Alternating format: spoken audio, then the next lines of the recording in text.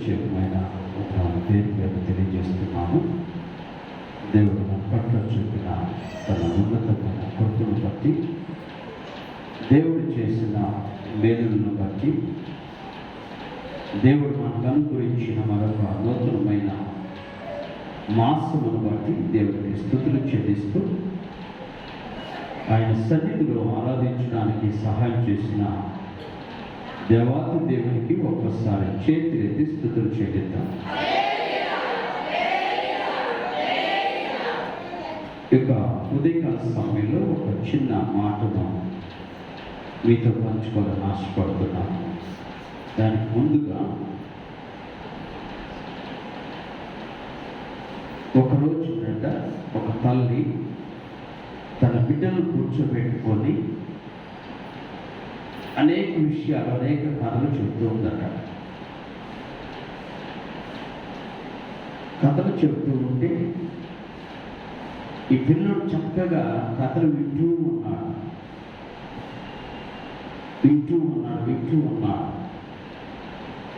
కొంచెం వయసు వచ్చిన తర్వాత ఆ తల్లి ఆ బిడ్డలకి కథలు చెప్తూనే, అరే అమ్మా, కూర్చోడు వస్తాడు, కూర్చోడు వస్తాడు, నేను పట్టుకెళ్తాడు, కాబట్టి వేడ మాకు ఎవరు వస్తారంట? కూర్చోడు వస్తాడు, నిన్ను పట్టుకెళ్తాడు, వేడవద్దు అని చెప్పినాడు. పాపం ఆ మాటకి ఈ చిన్న బిడ్డ భయపడిపోయి, అవునా కూర్చోడు వస్తాడా అని భయపడిపోయి ఏడుపు మానేసేసాడట. తల్లి అనుకుందట, చూసావా కూర్చోడంటే ఎంత భయమో నా బిడ్డకి, కూర్చోడని చెప్పగానే ఆ బిడ్డ భయపడిపోయి ఏడు కూడా ఆపేసేసి చక్కగా ఉన్నాడు అని చెప్పి తల్లి చాలా ఆనందపడుతుందట. ఒక రోజున ఆయనకి ఒక రోజున ఒక నెల రోజులు వేరే చోట డ్యూటీ వేశారంట. డ్యూటీ వేస్తే ఆయన డ్యూటీలోకి వెళ్ళాడు. ఆ డ్యూటీలో వేరే చోట పనిచేసేటప్పుడు సహజంగా ఇంట్లో సంరక్షణ ఉన్నంత ఇదిగా బయట ఉండదు కదండి, ఉన్నది కదండి. సరే, ఆయన సరైన సంరక్షణ లేక, సరైనటువంటి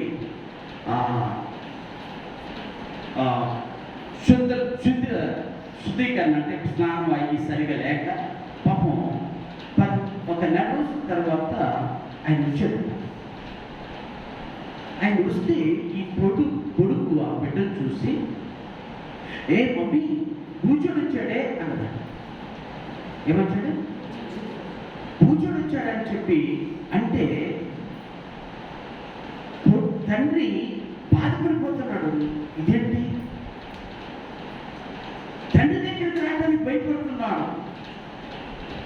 తల్లి ఎంత చెప్పినా, అన్నా ఆయన కూర్చోడు కాదు, మీ డాడీ నాన్న అని చెప్తున్నా, లేదు మమ్మీ, నువ్వు నాకు చూపించావు కదా ఒకరోజు, నువ్వు నాకు చెప్పావు కదా ఒకరోజు, ఆ కూర్చోడే ఈ కూర్చోడు. ఏ కూర్చోడు? తండ్రి అయినా కూర్చోడు. నేను ఆయన దగ్గరికి వెళ్ళను అని చెప్పి తల్లి దగ్గర మాన చేస్తున్నాడు.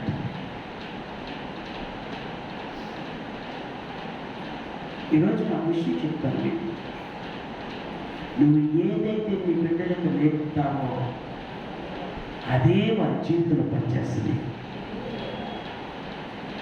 ఏదైతే నువ్వు నేర్పుతావా, అని దేవునికి ఇష్టమైంది నేర్పుతావా, దేవునికి ఇష్టము కాదు నేర్పుతావా, భూచోడు వస్తున్నాడని భయపెడతాను నేర్పుతావా, లేకపోతే నీ తండ్రినే భూచోడని చెప్పి బోధిస్తావా? ఏమో నాకు తెలియదు. నువ్వు ఏది బోధిస్తే అది నీ బిడ్డల జీవితంలో నెరవేర్చు. అది చూపిస్తా, అది కనపడుతుంది తప్పనిసరిగా. నువ్వు ఏ పిరికితనాన్ని నూరుకొస్తావో, ఏ విశ్వాసం గురించి అయితే నువ్వు నూరుకొస్తావో, జీవితంలో జీవితాంతం ఉంటుంది, అదే విశ్వాసం వాడి జీవితాంతం ఉంటుంది. ఏది బోధిస్తాం?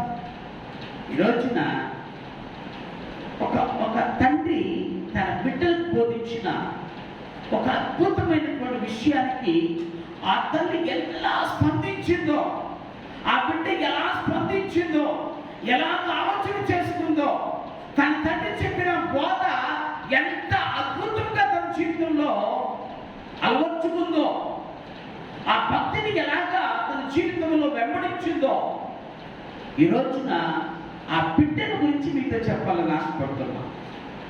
బైబిల్లో చాలా మంది కథానాయకులు ఉన్నారు, బైబిల్లో చాలా మంది హీరోయిన్స్ ఉన్నారు. నేను మాట్లాడుతుంది ఈ లోకానుసరమైన హీరోయిన్స్ కాదు. దేవుడి కొరకు అద్భుతంగా పనిచేసి ధైర్యం కలిగి సాతాను శక్తులను ఎదిరించి దుష్ట శక్తులను దూరపరిచి దేవుడితో పోరాడి గెలిచిన మహా గొప్ప యోధులు ఉన్నారు.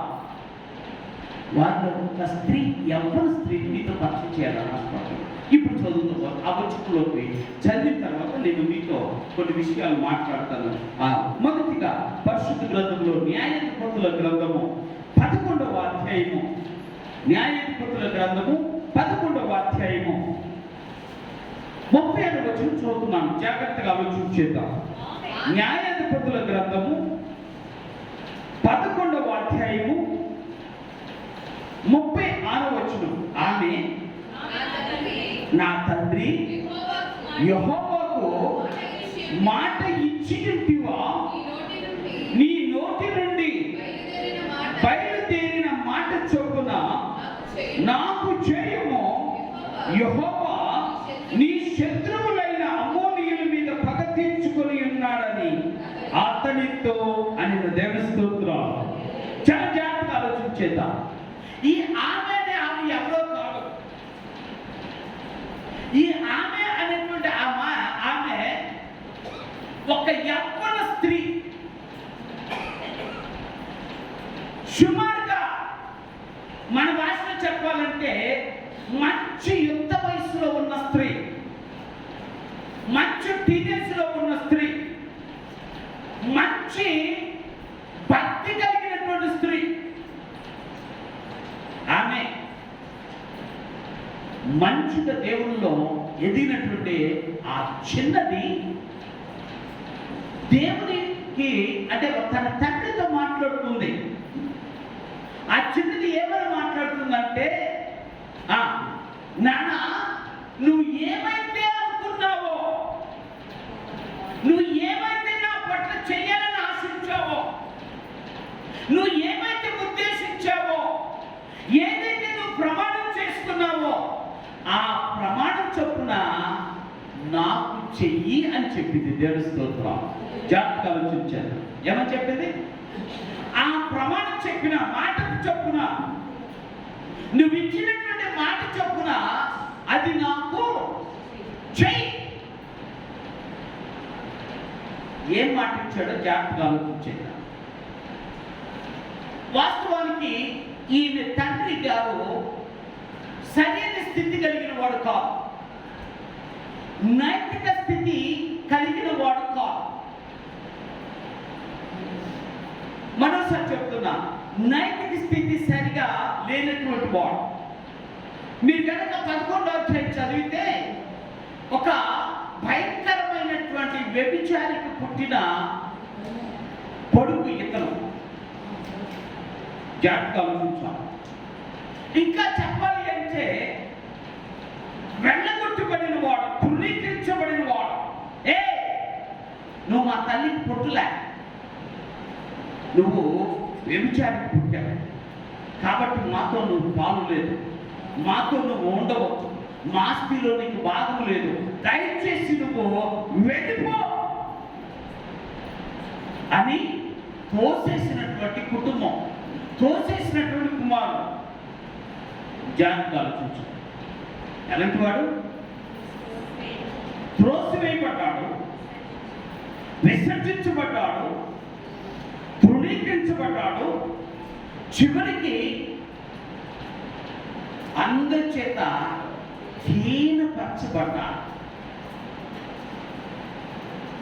ఇవి ఎక్కడో మన జీవితాల్లో కూడా కొన్ని సమయాల్లో జరుగుతూ ఉంటుంది అనిపిస్తారు.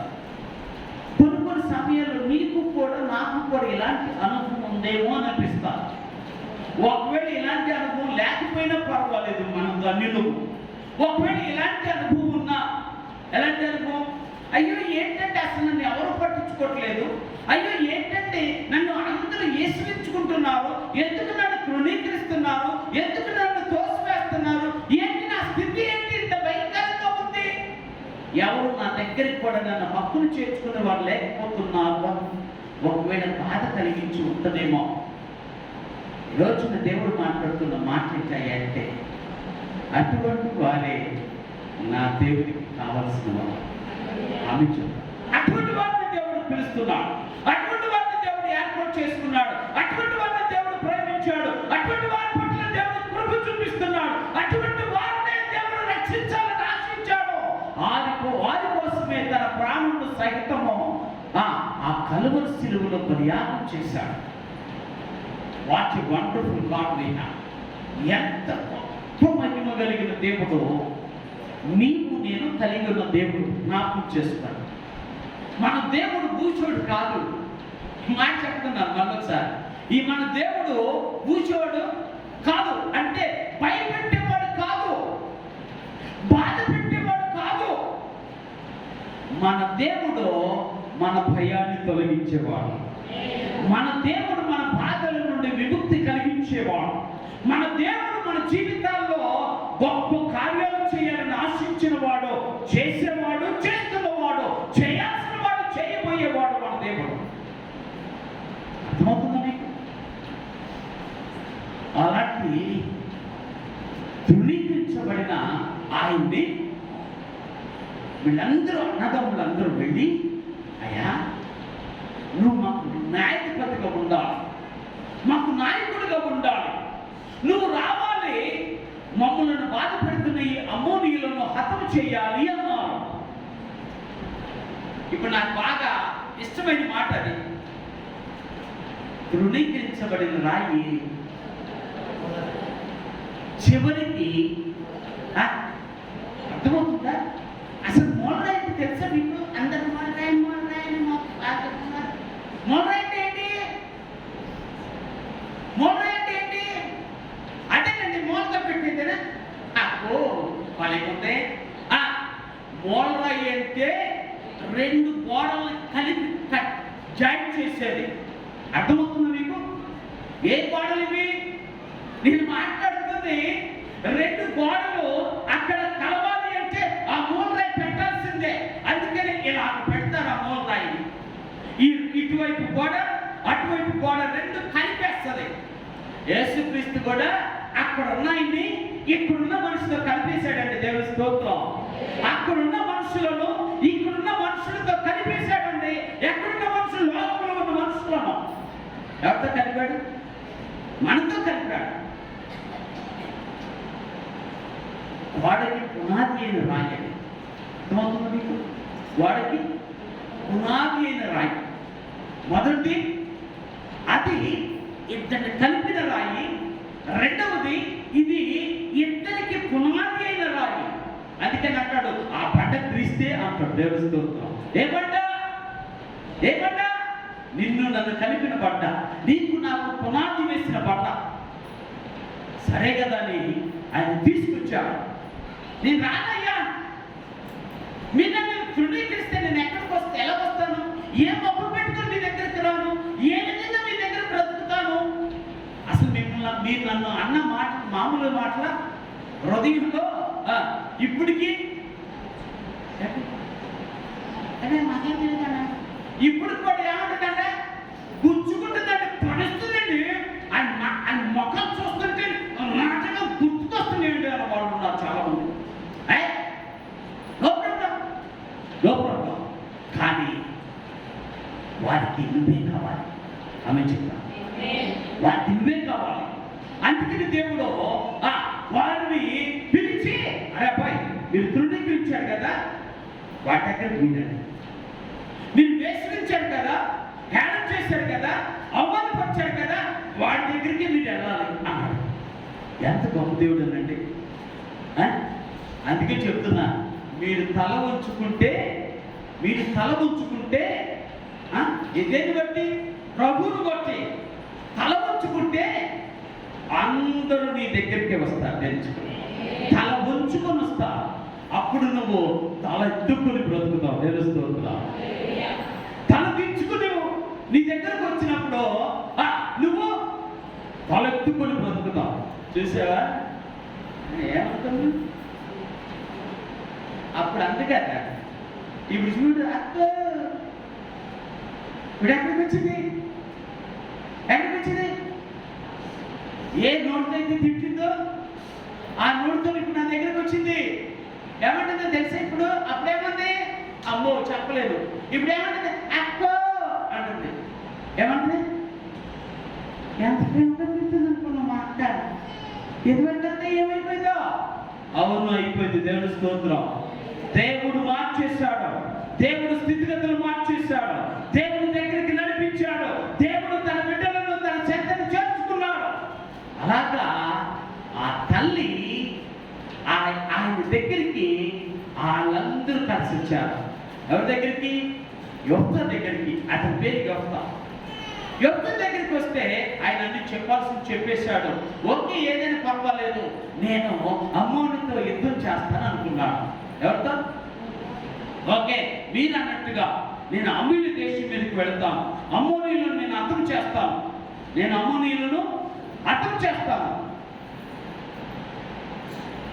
అమ్మోని అంతం చేస్తాను అని చెప్పి వారి దగ్గర సిద్ధపడి వచ్చి ఇంటికి వచ్చి ప్రార్థన చేశాడు. చర్చానికి ఆలోచించాడు. ఎక్కడికి వచ్చి? ఇప్పుడు మీకు ఆ విషయం అర్థమవుతుందా? విషయం అంటే తెలుసా? నువ్వు ఏం చేయాలన్నా ప్రార్థన చేస్తేనే సక్సెస్ అవుతుంది. తెలుస్తుందా? ప్రార్థన లేకుండా ఏ పని జరగదు. ప్రార్థన ఉంటే ఏ పనైనా జరుగుతుంది. ఆమె చూడ, ప్రార్థన ఉంటే ఏ పనైనా దేవుడు చేస్తాడు. విన్నట్లు యెహోవా చెవులు మందము కాలేదు. అంటే he's ready to hear your voice. He's ready to hear your prayer. He's ready. ఆయన ఎల్లప్పుడూ ఏం చేస్తున్నాడు? సిద్ధముగా ఉన్నాడు. ప్రార్థన చేశాడు. నేను అనుకుంటా ఇటువంటి ప్రార్థన కూడా దేవుడు అర్పిస్తాడా అనిపించేలా ఉంటుంది ఈ ప్రార్థన.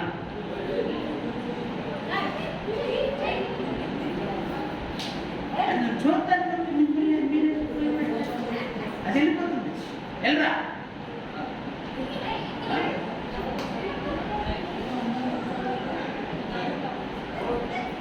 ఓకే, సరే కదా అని చెప్పేసి ఆయన ప్రార్థన చేశాడు.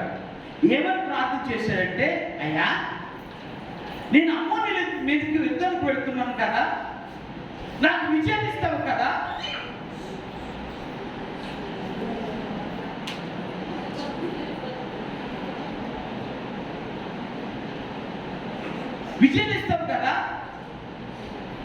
విజయాన్నిస్తే నా ఇంటిలో నుంచి నేను జయించి తిరిగి వచ్చే సమయంలో ఏదైతే నా ఇంటి నుంచి బయటకు వస్తాదో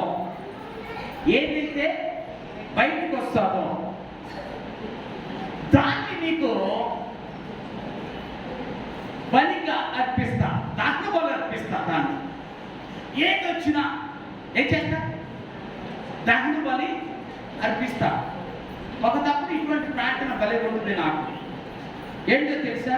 అయ్యో నువ్వు పని చేస్తానంటే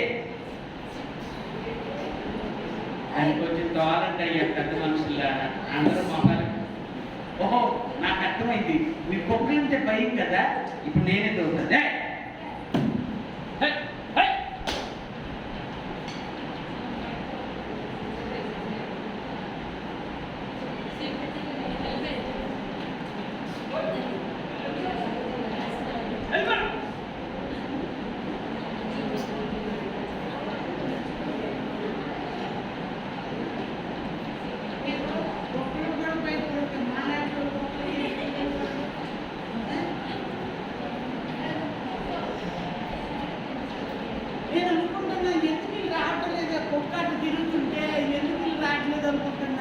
మీకు భయమైన సంగతి నాకు తర్వాత తెలిసిన దేవుని స్తోత్రం. హల్లెలూయా, హల్లెలూయా. ఆ సమయంలో యుద్ధానికి వెళ్ళాడు. యుద్ధం వెళ్ళే ముందు చేసిన ప్రార్థన మీకు జ్ఞాపకం ఉండాలి. ఎలాంటి ప్రార్థన అంటే ఒక మాటలో చెప్పాలంటే బేరమాడుతున్నాడు దేవుడితో. బేరమాడే ప్రార్థన. ఏ ప్రార్థన? బేరమాడే ప్రార్థన. అయ్యో నువ్వు నాకు చేసి అనుకో, నేను నీకు మామూలుగా ఉండదు, మా ఊళ్ళందరూ పిలిస్తే భోజనం బాగుంటాయి. నువ్వు ఆ కార్యం నాకు పట్ల జరిగించావనుకో, నేను దేవుడి సన్నిధిలో ఎంత మూట వేస్తా. ఎంత మూట? ఎంత మూట వేస్తా.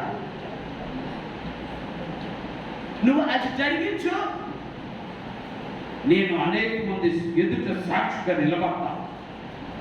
ఎంతవరకు ఆయన ఏం చేస్తే దాన్ని బట్టి నేను చేస్తాను.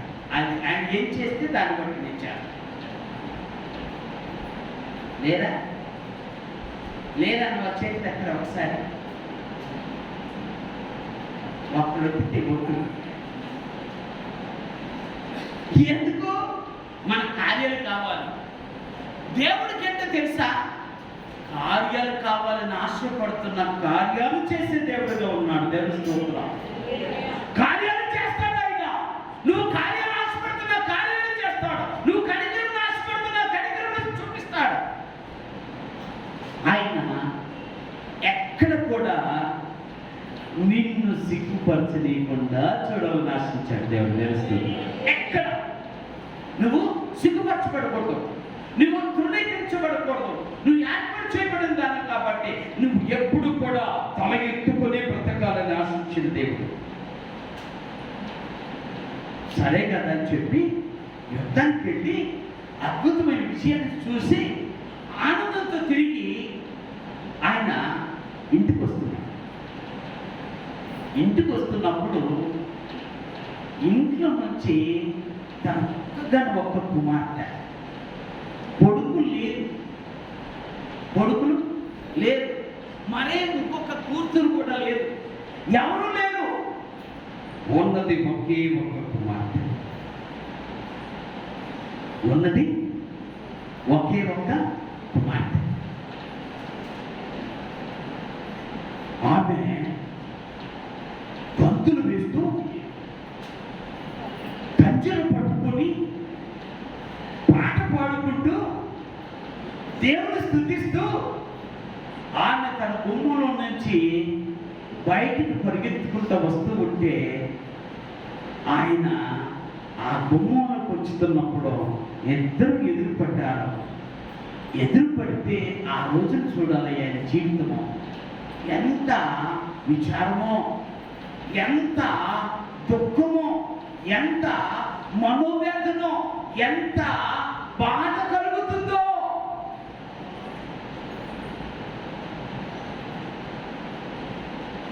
చాలా బాధపడ్డాడు.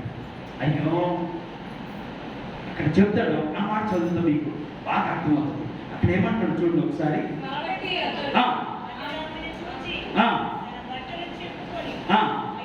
అయ్యో కుమారి, నీవు నన్ను బహుగా కృంగదీసితివి. చాలు. ఏంటంటే ఏడుస్తున్నాడు.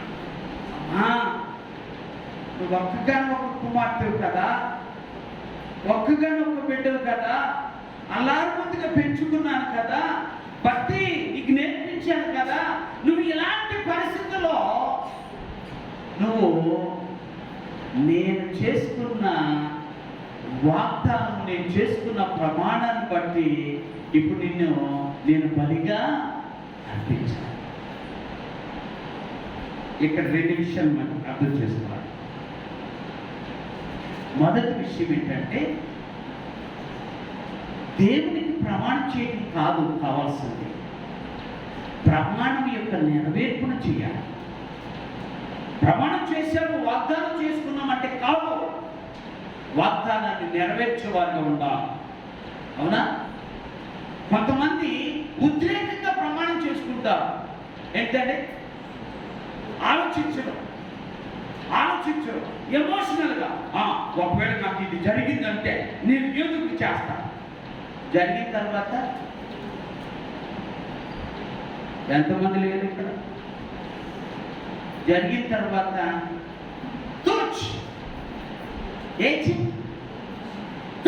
నేను ఆ మాట నేను వెనక్కి తీసుకుంటున్నానమ్మా అన్నవాడు చాలా మంది లేరు. ఉన్నావు లేరా? లోకంలో ఉన్నారు, మన దగ్గర లేకపోతే సంతోషం. లోకంలో ఉన్నారు, ఇచ్చిన మాటను వెనక్కి తీసుకొని తూచి చెప్పిన వారు చాలా మంది ఉన్నారు. ఇచ్చిన మాటను నెరవేర్చకుండా వద్దులే, ఈ పని వద్దులే, ఇంకొక ఏదైనా పని చేద్దాం, ఇంకొక పని ఏదో చేద్దాం, ఏదో మళ్ళీ ఇంకోటి అడుగుదాం అని చెప్పి ఒకదాని ఎమ్మట కార్యాలు చేస్తున్న దేవునికి కనీసం కృతజ్ఞతాస్తుతులు చెల్లించుకోకుండా ఉన్నవారు అనేక మంది ఉన్నారు.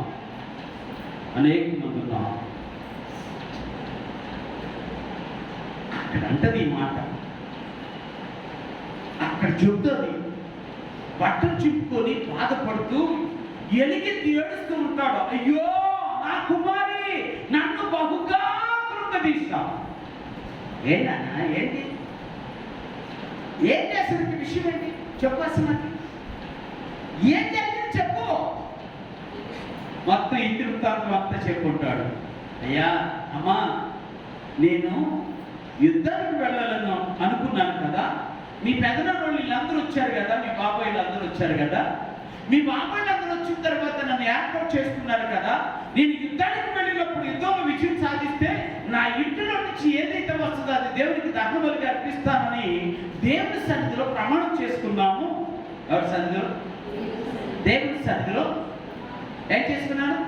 ప్రమాణం చేసుకున్నాను. ఆ ప్రమాణం నన్ను పంపు ఉంచేసింది. ఆ వాగ్దానము ఇప్పుడు నన్ను మొగ్గ తీసేసింది. నేను అనుకున్న మాట ఇప్పుడు నా గుండెని పిండేసింది అని చెప్పి నేను అనుకుంటాను, ఈయన సందిగ్ధంలో ఉన్నాడేమో. ఏ సందిగ్ధ? ఇప్పుడు ఈ అమ్మాయిని అర్పించాలా వద్దా? అర్పిస్తే నాకు ఇంకో బిడ్డ దొరకదు, నాకు బిడ్డ లేదు. అర్పించకపోతే దేవుని ఎదుట తప్పిపోతాను, దేవుని ఎదుట తప్పిపోతాను. ఏం చేయాలో అర్థం కాక వేదనతో ఉన్నాడు. ఎవరు? ఈ చిన్న బిడ్డ తండ్రి, ఈ యవనస్తురాలు తండ్రి కృంగిపోతున్నాడు, బాధపడుతున్నాడు. ఆ టైంలో అంటది తల్లి, ఈ చిన్నది అంటది, నానా తండ్రి నువ్వు ఏం చేయాలని అనుకున్నావో అది నాకు చెయ్యి. దేవుని స్తోత్రం. మరొకసారి వచ్చిన చదువుతున్నాం. తండ్రి యెహోవాకు మాట ఇచ్చుంటివా, నీ నోటి నుండి బయలుదేరిన మాట చొప్పున నాకు చెయ్యము. చాలు. ఏమంటది? మొదటి మాట, అమ్మా నాన్న నువ్వు యెహోవాకు మాట ఇచ్చావా? దేవుని సన్నిధిలో వాగ్దానం చేశావా? దేవుని సన్నిధిలో ప్రమాణం చేశావా? దేవునికి చెప్పావా? ఏమని చెప్పావో అది చేయాలి. దేవుని స్తోత్రం. నేను అడుగుతాను, ఇప్పుడు అంత ధైర్యం ఈ బిడ్డకి ఎక్కడొచ్చిందంటారు? అంత ధైర్యము ఈ బిడ్డకి ఎలా వచ్చిందంటారు? అందుకే తండ్రులారా మీకు దండం పెడతా, తల్లులారా మీకు దండం పెడతా, మీ బిడ్డలకు ధైర్యం నేర్పండి. పిరికితనాన్ని నూరిపోయేవో, పిరికితనం ఒక దినాన్ని వాడి జీవితాన్ని నాశనం చేస్తుంది. నాశనము. ధైర్యం నేర్పండి. కూర్చోలేడు, గీచోలేడు, ఎవడాడే ఎలా అని ధైర్యం చెప్పండి. మీ స్వార్థం కోసం, మీ బ్రతుకు జీవనం కోసం పిరికితనాన్ని పోయొద్దాం. మీ బిడ్డలకి పిరికితనాన్ని పోస్తే బైబిల్ చెప్పిన మాట వింటే ఆశ్చర్యం వేస్తుంది. పిరికి వారు దేవుని రాజ్యమును స్వతంత్రించుకొనలేరు. పక్క ఎవరు వాళ్ళు? పిరికివారు. ఎవరో పిరికివారు? అమ్మో ఆ తెగమాకురా భూషోడు ఉంటాడు, ఆ దగ్గర తెగమాకురా ఏదో ఒకటి పెడతారు.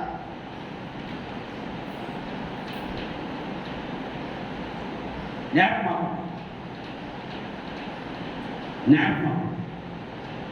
నీ బిడ్డలకి ఏది నేర్పుతావో,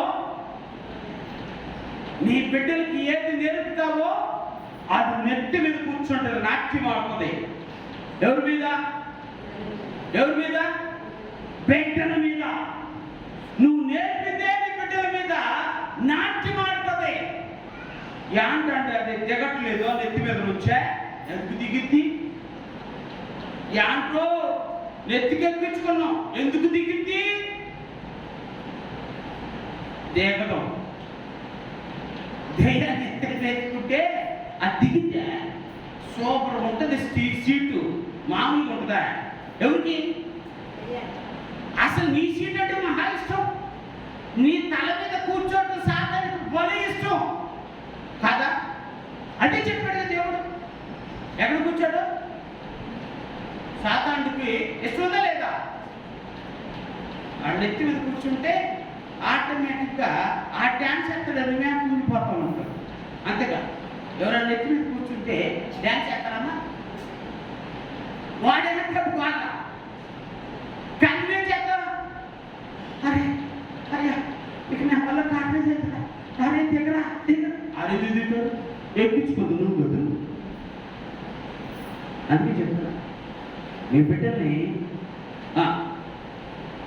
విశ్వాసంలో నూరిపోయింది, విశ్వాస జీవితాన్ని నూరిపోయింది. పిరికితనాన్ని పోయేద్దాం. సాతాను అంధకార శక్తుల విషయంలో ఎట్టి పరిస్థితుల్లో వాడి దరిదాపులకు రానియుద్దాం. వాడి దరిదాపులకు రానియుద్దాం. మనుషులు ఎన్నో మాటలు చెప్తారు, మనుషులు ఎన్నో మాటలు చెప్తారు. మనుషుల మాటలు పట్టించుకున్నావా? దేవుని మాట పెడచెవిని పెట్టినట్టే కదా, పెట్టినట్టు. అప్పుడు ఈ తల్లి అంటది, ఈ చిన్నది అంటది, అయ్యా నువ్వు యెహోవాకి మాటిచ్చావా అని. ఇప్పుడు తండ్రి ఏమంటున్నాడో తెలుసా? తప్పైపోయింది తల్లి, నా జీవితం నేను జరుగుతుంది కూడా, నా కర్మ అనవసరంగా తీసుకున్న నిర్ణయం, అనవసరంగా దేవుడికి మాటిచ్చా అని చెప్పి గుండెలు బాదుకుంటూ తల కొట్టుకుంటూ ఉంటే ఆ చిన్నది అన్నది, నానా తండ్రి ఆ దేవునికి మాటిచ్చావా? అయితే ఇప్పుడు చదువు. నీ నోటి నుండి బయలుదేరిన మాట చొప్పున జాగ్రత్తగా ఉంచు. ఏంటి? నీ నోటి నుండి వచ్చింది చూసావా? నువ్వు మాటిచ్చావు కదా దేవునికి. ఏ మాట ఇచ్చావు? నువ్వు ఏమని మాట ఇచ్చావో నాకు తెలియదు, కానీ నీ నోటి నుండి వచ్చిన మాట ఇప్పుడు నువ్వు చెయ్యాలి. నీ నోటి నుండి వచ్చిన మాట చొప్పున నాకు చెయ్యి. ఎవరన్నారు? నిజమైన ఆరాధన అంటే చెప్పదా? నిజమైన ఆరాధన అంటే నువ్వు దేవుని సన్నిధిలో తీసుకున్న తీర్మానాన్ని కట్టుబడటమే నిజమైన ఆరాధన.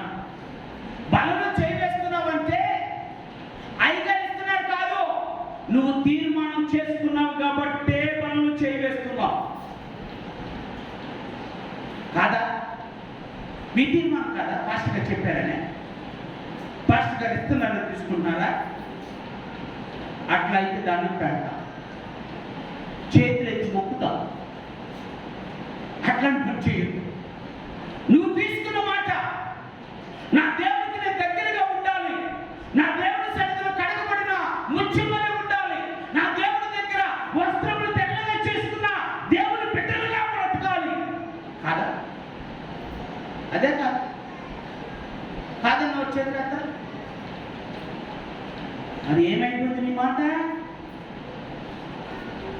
ఏమైపోయింది నీ ప్రమాణం?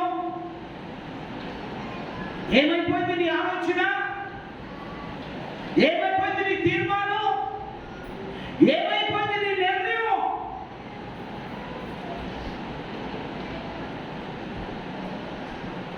యెహోవా మాట ఇచ్చావు,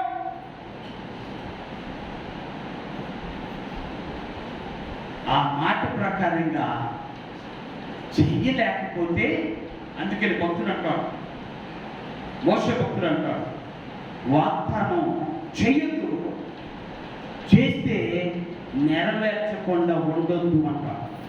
ఏం చేస్తే? వాగ్దానం చెయ్యొద్దు, ప్రమాణం చేయొద్దు. అమ్మతోడురా చేయొద్దు, దేవుడితోడురా చేయొద్దు. నిజం నువ్వు చెప్పినా ఒకటే, చెప్పకపోయినా ఒకటే, నెత్తి మీద పెట్టుకున్నా ఒకటే, నెత్తి మీద పెట్టుకోకపోయినా ఒకటే, అమ్మ మీద ఒట్టేసినా ఒకటే, అమ్మ మీద ఒట్టేయకపోయినా ఒకటే, దేవుడి మీద ఒట్టేసినా ఒకటే, దేవుడి మీద ఒట్టేయకపోయినా కాదా? సత్యం మారిద్దా? ఉన్నది మారిద్దా? మనసులో ఉన్నది చెప్పింది మారిద్దా? దేవుని ఎదుటి చెప్పిన మాట మారిద్దా? మారిద్దా? ఏది నీ ప్రమాణం చేసిన మార్గం ఏమో మారుతుంది అనుకుంటే నేను చేస్తాను మారుతుంది. ఈ మాట నేను దేవుని సన్నిధిలో చేసుకున్న మాట మారింది అంటే ఎన్ని ప్రమాణాలు చేయొచ్చు. మాట నేను వినకపోవచ్చు, నీ పక్కన వాళ్ళు వినకపోవచ్చు, నీ ఇంట్లో వాళ్ళు వినకపోవచ్చు, కానీ దేవుడు ఆలకించాడు. యెహోవా మాట ఇచ్చావా నాన్న? అయితే ఆ మాట ప్రకారమే నాకు చెయ్యి. నాయన చూడ, ఇప్పుడు ఏమని మాట ఇచ్చాడు అంటే, నా ఇంట్లో నుంచి ఏదైతే వస్తుందో దానిని నేనేం చేస్తాను? నాయన చూడాలి, దాన్ని ఏం చేస్తాను? ఏం చేస్తా? ఏం పని? కష్టమైన పని అనిపిస్తా. జాగ్రత్త. కట్ల మీద పెట్టి ఏ కట్టెల మీద? ఎండిన కట్టెల మీద పెట్టి, పచ్చి కట్టెలు పెట్టడం ఏరియాలు అంటాడు కాదు. మనం ఎన్ని కట్టెలు పెడతాం దేనికి? పొయ్యిలోకి కాదా? పచ్చి కట్టెలు పెడితే వారి సచ్చినోడు ఏ పుల్లలు తేమంటే, లేదులేండి గ్యాస్ వచ్చింది కానీ మా ఊర్లో సంగతులేండి, పుల్లలు తేమంటే ఈ సచ్చినోడు పచ్చి పుల్లలు తెచ్చాడు. మూదలేక చచ్చిపోతున్నా. ఏమైపోను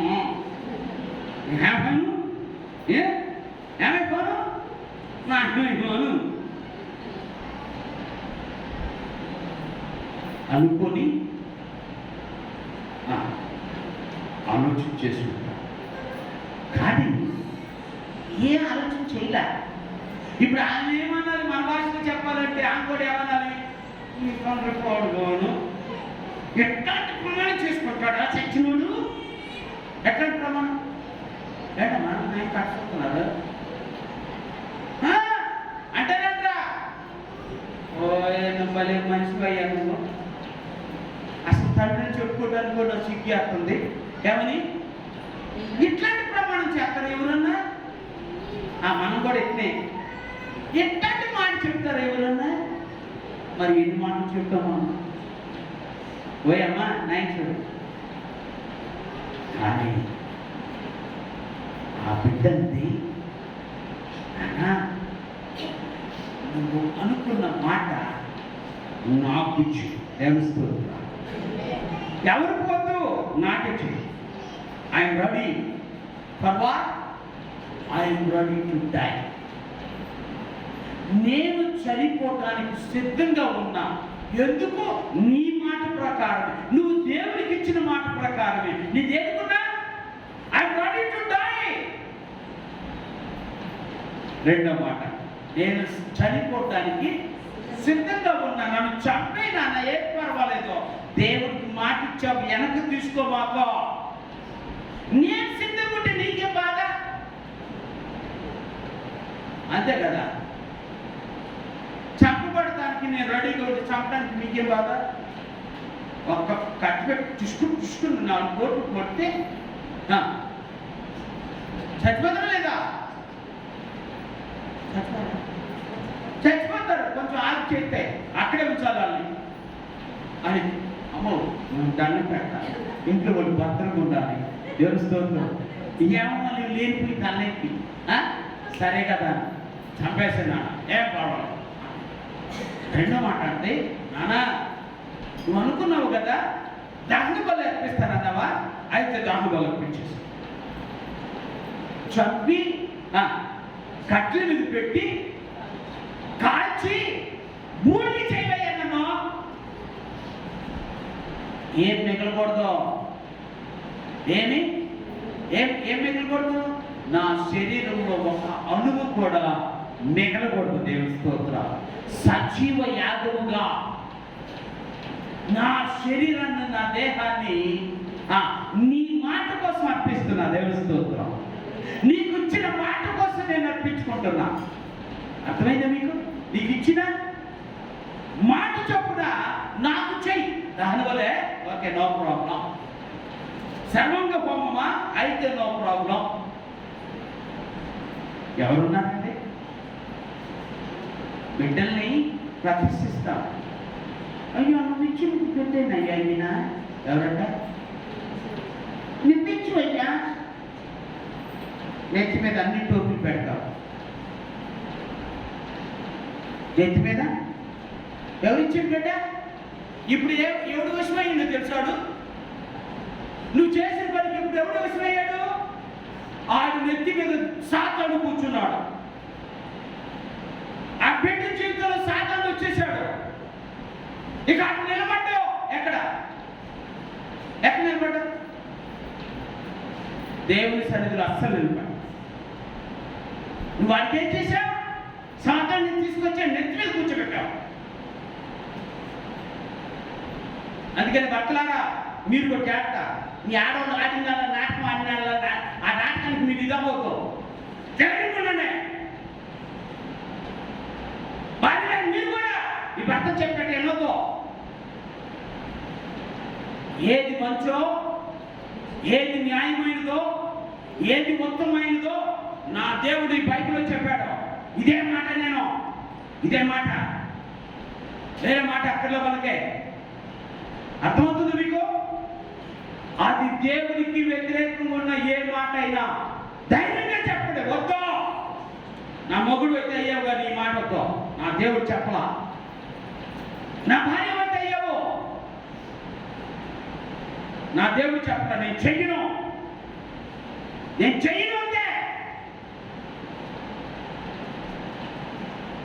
దేవుడి సన్నిధిలో చెప్తున్నా. నేను సేవకుడిగా చెప్తున్నా, స్నేహితుడిగా చెప్తున్నా. నా తల్లి చనిపోయిన తర్వాత, చనిపోయినప్పుడు రాలే, నాకు అంత కూడికి వచ్చా, నాకంత అనుభవం లేదు. మా చిన్నాన్నోళ్ళు అందరూ కలిసి నా దగ్గరకు వచ్చారు. నానా అమ్మకి కొబ్బరికాయ కొట్టవా అన్నారు. ఏంటది? ఏంటి? మనమైతే లక్క 4-5 కొబ్బరికాయ కొట్టాక బుద్ధి లేని మనుషులు చెప్పా. నా దేవుడు సెలవియ్యల చెయ్యను. అది నా ఇంటి ముందు రావడానికి లేదు. మీరు కొట్టుకుంటారా కొట్టుకోండి, మీరు పెట్టుకుంటారా పెట్టుకోండి, మీరు చేసుకుంటారా చేసుకోండి. నేనైతే కనీసం గడ్డం కూడా తీసుకొని చెప్పినా. ఏంటి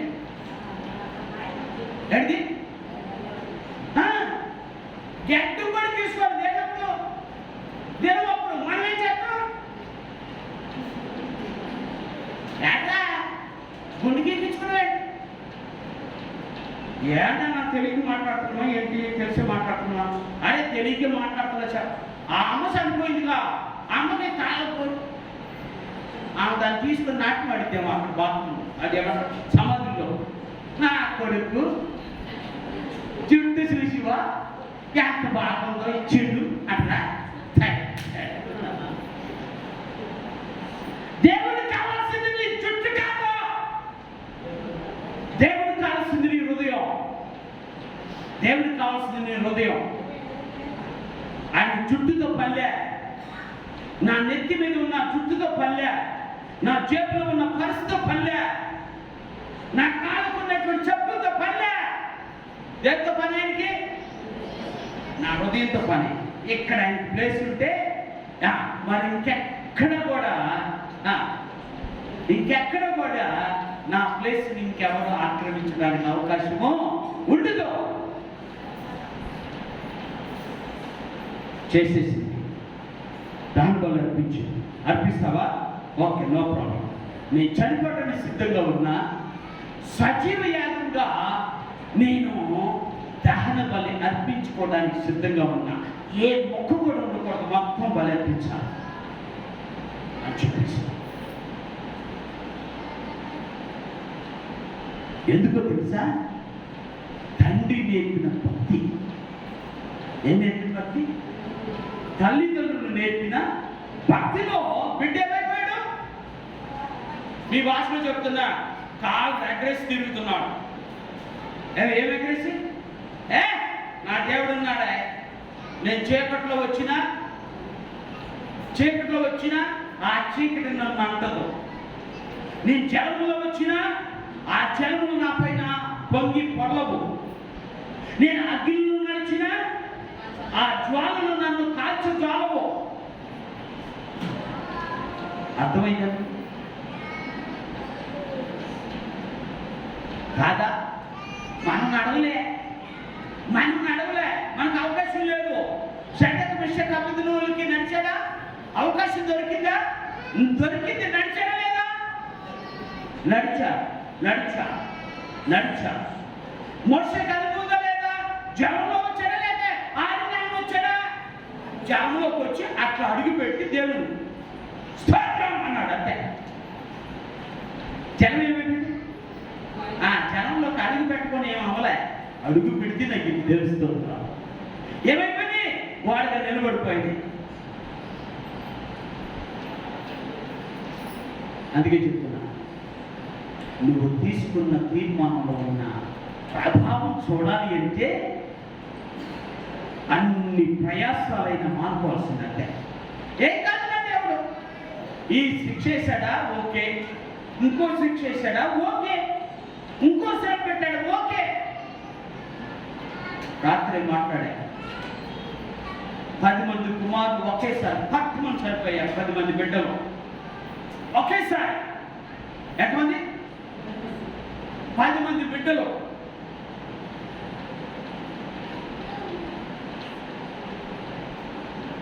ఒకసారి చనిపోయారు. ఎంత ఏడ్చుంటాడో చూడండి, ఎంత దుఃఖపడి ఉంటాడో, గుండె కొట్టుకొని ఉంటాడు. అమ్మో, ఎందుకు ఇంత జరిగింది, ఇంత భయంకరం జరిగింది? 10 మంది బిడ్డలు ఒకేసారి అండి, ఒకే చోట అండి, ఒకే రోజు అండి. అదేమన్నట్టు తెలుసా? నేను దిగంబరిగా ఈ లోకానికి వచ్చాను, దిగంబరిగానే పెడతాను. యెహోవా ఇచ్చిన యెహోవా తీసుకొనిను, యెహోవాకే స్తుతి కలుగును కాక. జనస్తుడు ఎక్కడన్నా రాజీ పడ్డాడా? భార్య దగ్గర రాజీ పడ్డాడా? పడ్డా? ఏ అమ్మాయి తప్పు మాట్లాడదు. అలా మాట్లాడదేంటి నువ్వు? మాట్లాడదు అని అన్నాడా లేదా? అన్నాడు. అంతే. ఎక్కడ రాజీ పడదు. స్నేహితులు వచ్చారు, మరి నువ్వు తప్పు చేసిందిరా, అయినా పర్వాలే, నా దేవుడు చేసిన దానికి నేను శిరస వహించాల్సిందే, అంగీకరిస్తున్నా అన్నాడు. ఇప్పుడు మీ భాషలో చెప్తారు, ఈ మూడు పెట్టి అసలు మనం ఏం చెప్పినా అంటారంట అంటారంట. ఈ ముండోడు మనం ఏం చెప్పినా దేవుళ్ళు ముండోడు కూడా అంతే. దేవుడికి ముండోడు దేవుడు చెప్తేనే వింటాడు. ఆమె చెప్తాడు. దేవుడు చెప్తే వింటాడు. ఇంకెవరు చెప్పినా వింటే మీకే కదా నాకు చెప్తారు. నేను అప్పుడప్పుడు చెప్తాగా అవకాశం ఉంటే నన్ను సినిమా చూపిస్తారని. ఏంటి నన్ను నిల్చోబెట్టి ఏం చూపిస్తారు? సినిమా చూపిస్తారు బాబా అన్నట్టు చెప్తారు. ఏదైనా చేస్తారు. కానీ నా దేవుడు వేటిని అంగీకరించాడు, వేటిని అంగీకరించాడు, వేటిని అంగీకరించనీయుడు. ఆమె చెప్తాం. ఏటిని అంగీకరించనీయుడు.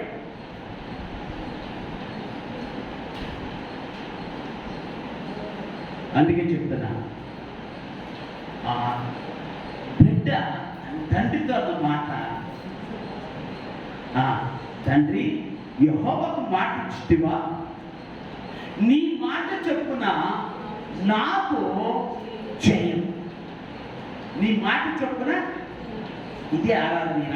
ఈ ఉదయకాల సమయం ఇదే నువ్వు నేను చేయాల్సిన ఆరాధన ఏంటి అంటే, అయ్యా నేను నీకు మాట ఇచ్చాను కదా, ఆ మాట ప్రకారంగా నేను చేయాలి. దేవుడితో మాట్లాడుతున్నాడు. తండ్రితో కూతురు మాట్లాడినట్టుగా ఇప్పుడు నువ్వు ఎవరితో మాట్లాడుతున్నావు? అయ్యా నీకు మాట ఇచ్చాను కదా, ఎన్ని ప్రయాసాలు వచ్చినా ఎన్ని కష్టాలు వచ్చినా నీ మాట నెరవేర్చే స్థితి నాకు దయచే. నీ మాట నెరవేరాలి. ఎందుకు అంటే దాని పాడే పాట, నీ మాట జీవము గలదయ్యా యేసయ్యా, నీ మాట సత్యము గలదయ్యా, నీ మాట మార్పు లేనిదయ్యా యేసయ్యా, నీ మాట మరిచిపోనిదయ్యా. ఏంటి ఏంటి? ఆయన మాట జీవము కలిగిన మాట. మరి నీ మాట వదిలేస్తా, నీకు వదిలేస్తా. నువ్వు తీసుకున్న మాట, నువ్వు ఇచ్చిన మాట, నువ్వు దేవుడి సన్నిధిలో తీసుకున్న నిర్ణయము, నువ్వు దేవుడి సన్నిధిలో తీసుకున్న తీర్మానము, నీవు కనుక ఒకవేళ కడి చెవిని పెట్టావు అంటే ఒకటే గుర్తు, నీ నెత్తి మీద సాతానుడు వచ్చి కూర్చున్నాడు అని.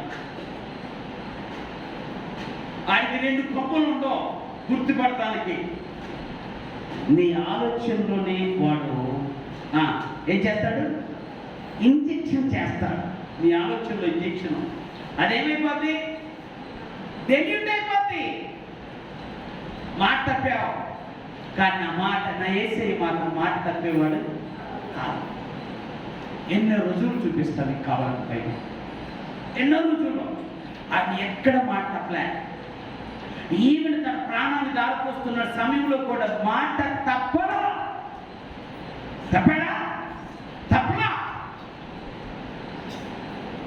అంత గొప్ప దేవుని, మాట తప్పని దేవుని ఆరాధిస్తున్నాం. ఈ రోజున దేవుడితో ఒక చిన్న తీర్మానం చేసుకున్నాం. ఏమని? అయ్యా తండ్రి, నీకిచ్చిన మాట చొప్పున నేను చేయటానికి సహాయం చేయి. ఇది ఆరాధన. నువ్వు ఇచ్చిన మాట చొప్పున నేను నడవటానికి, చేయటానికి, చూస్తానికి, జీవించడానికి, బ్రతకడానికి నాకు సహాయము చేయి. రాజీ పడ్డావా? నీకు నువ్వుగా ఏం తెచ్చుకున్నా? సాతాన్ని ఇంట్లోకి తెచ్చుకున్నావు. ఈ మర్చిపో. సాతాన్ని ఎక్కడ తెచ్చుకున్నావు? ఎక్కడికి? నైన్ చూడాలి, చూసి చెప్పాలి గట్టిగా. ఎక్కడి నుంచి? ఆ రోడ్డు మీద తిరుగుతుంటే అయ్యో రా,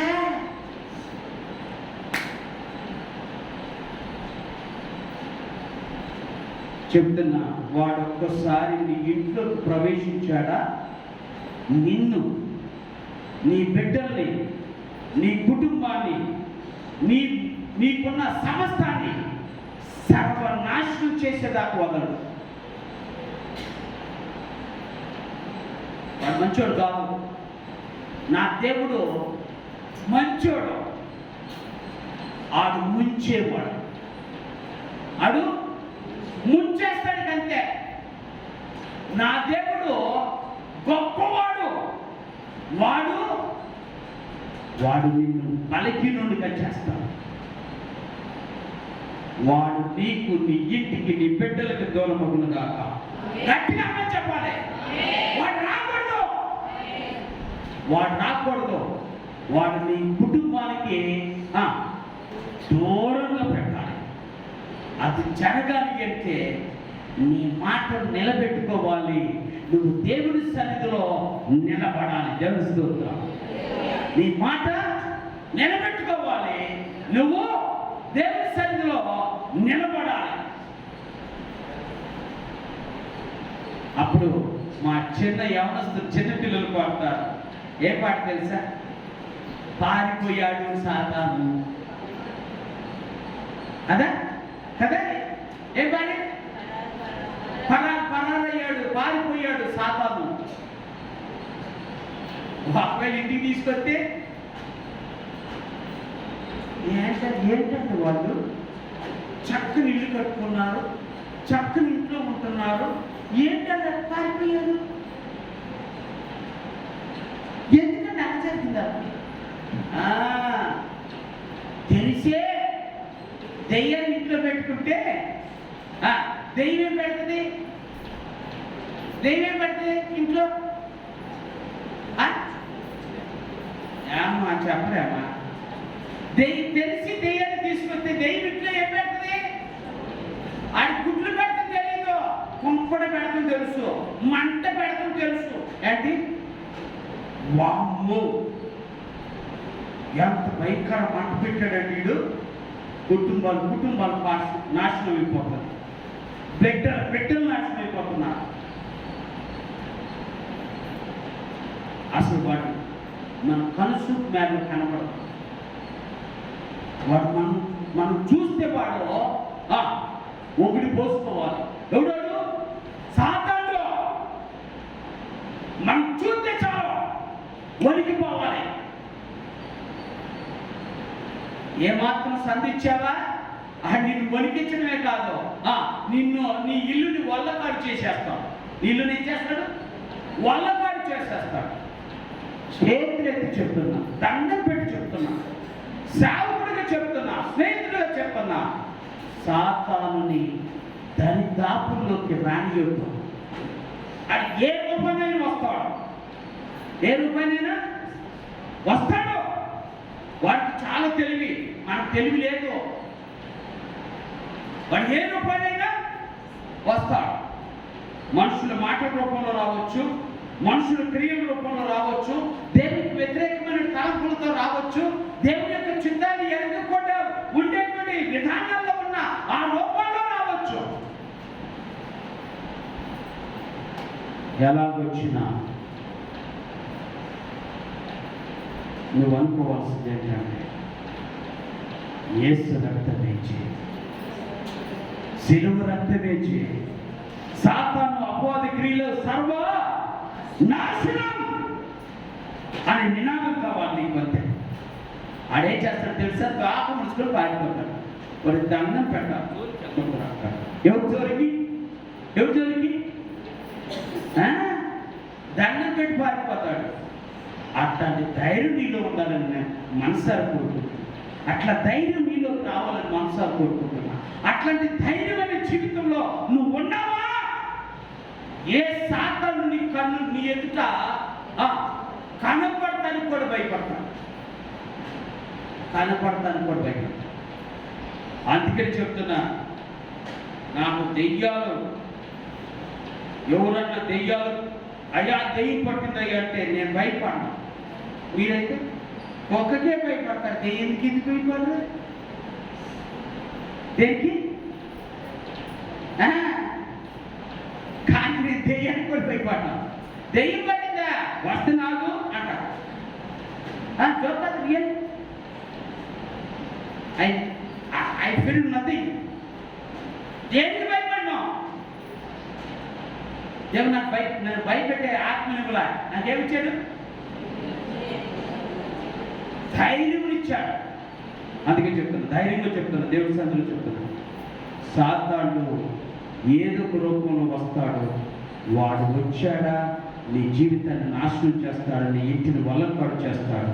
వాడు రాకుండా ఉండాలంటే, అయ్యా నేను నీకు ఇచ్చిన మాట చొప్పున నేను చెయ్యటానికి నాకు సహాయము చెయ్యి. ఇదే నీ ప్రార్థన అయితే అందరూ కళ్ళు మూసుకోండి.